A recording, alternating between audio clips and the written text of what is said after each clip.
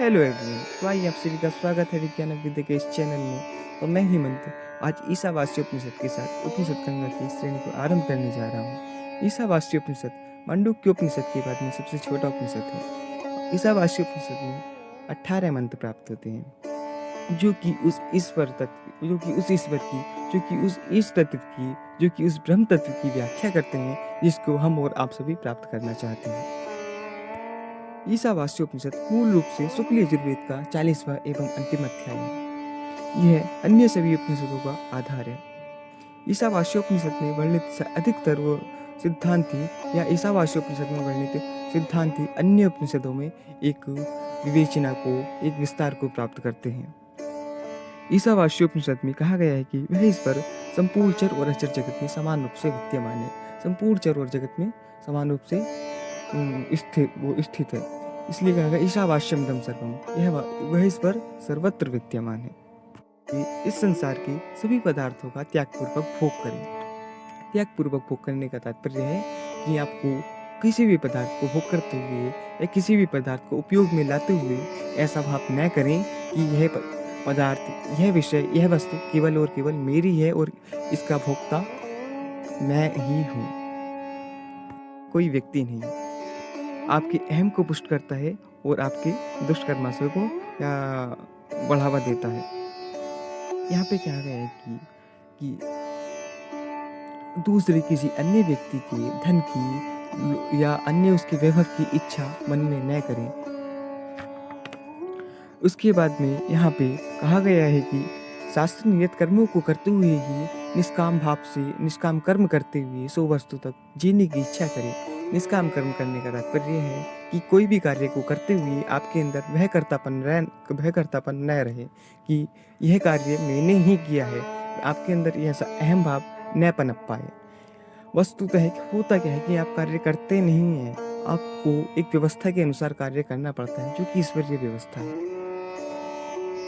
आप नहीं करेंगे तो अन्य कोई व्यक्ति करेंगे। कार्य होना ही है, वो होकर ही रहेगा। आपका होना या ना होना वो ईश्वर के ऊपर विद्यमान है।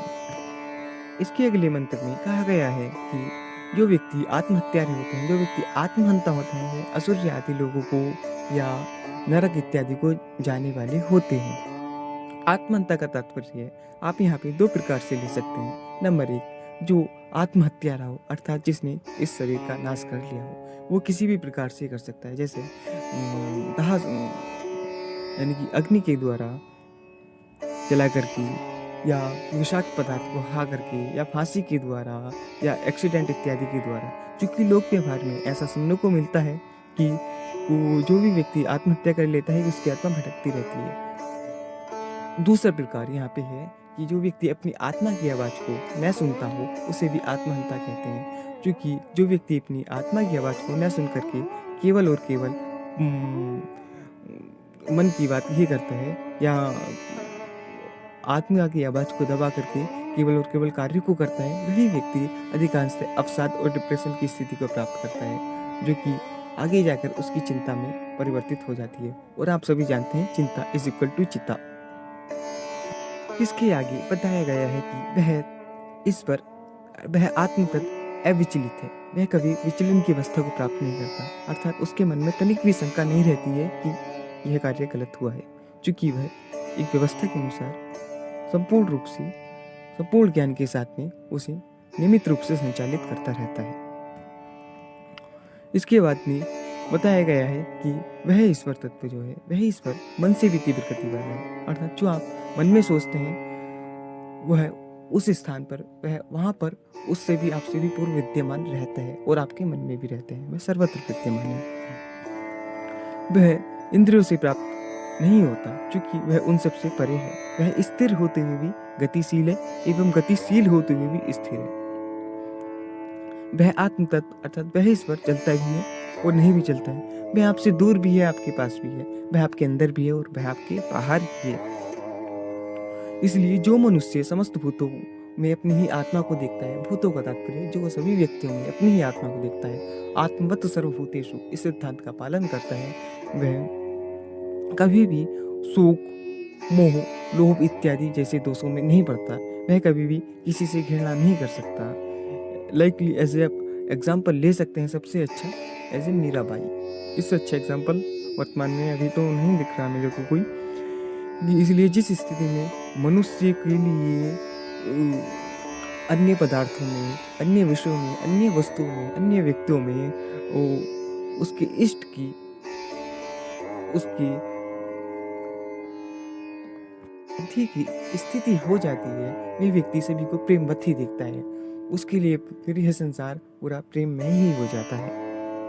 ये आगे बताया गया है कि वह इस पर निराकार है, वह इस पर सर्वव्यापक है। सर्वव्यापक होने के कारण ही वह इस पर निराकार है। क्योंकि अगर ईश्वर का कोई आकार होता है तो वह किसी एक स्थान विशेष पर ही होता।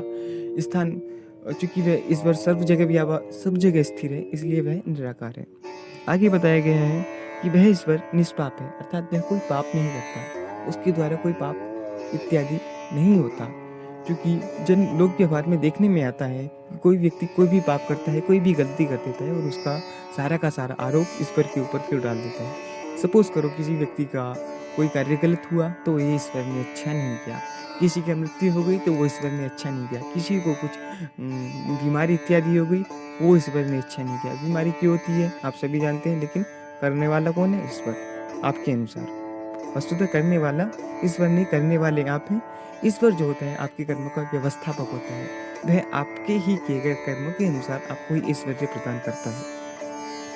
अब आगे यहाँ पर विद्या और अविद्या की बात की गई है, अर्थात जो व्यक्ति अविद्या की उपासना करते हैं, अविद्या का तात्पर्य है भौतिक ज्ञान, अर्थात जिसको जान करके आप सभी बाहरी मटेरियल को जान लेते हैं। जितना भी आपका बाहरी पदार्थ विज्ञान है, बाहरी जितना भी ज्ञान है आप सबको जान लेते हैं, लेकिन अपने आप के, अपने आत्मा के विकास से वंचित रहते हैं। मैं कौन हूँ इस तत्व को नहीं जान पाते तो वो अविद्या होती है। और विद्या होती है मैं कौन हूँ, अपनी आत्मा के विकास को जानना, अपनी आत्मा को जानना, उस ईश्वर तत्व को जानना एवं अपनी आत्मा का विकास करना ही ये विद्या की श्रेणी के अंतर्गत आता है।